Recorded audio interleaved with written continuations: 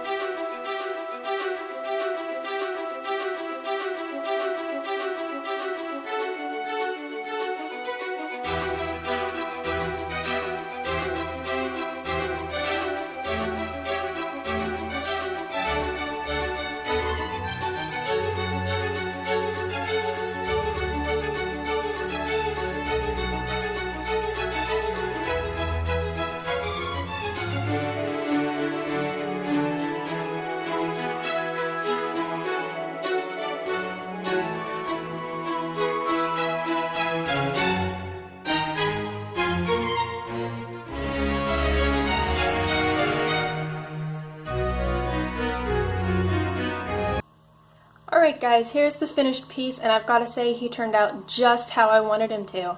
Now if you enjoyed this video, stay tuned because that's all removable, so I'm going to make him holiday attire in upcoming videos. Happy crafting!